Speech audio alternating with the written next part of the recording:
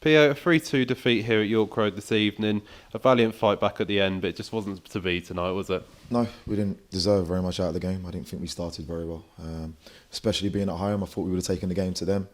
But on characteristic, we looked quite uncomfortable on the ball. And so they dictated most of the first half, which is not necessarily what it is that we want.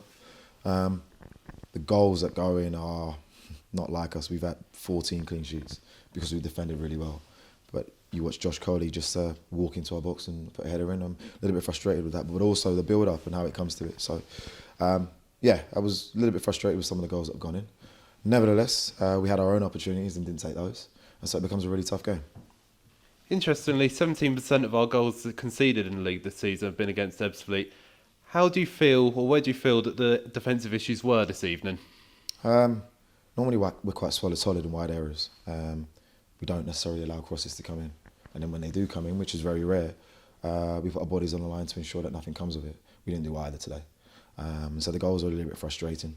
What I will say off the back of that is that they've scored 6 goals against us in 2 games, which one shows that we've got some defensive frailties, but also just how clinical they are. These are a really good side and they're in the playoffs and up there for a reason. We did not take them lightly.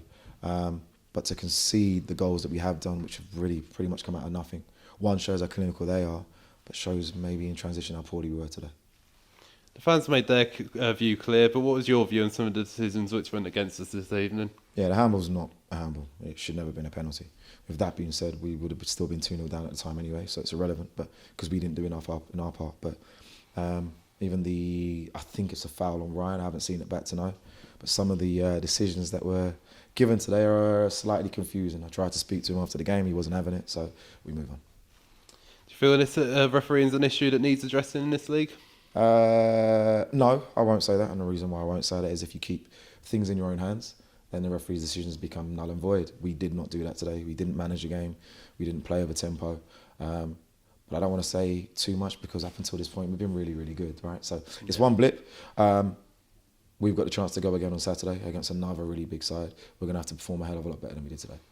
Absolutely. You mentioned it's a blip there. It's also a second case, successive case of a late goal in as many games.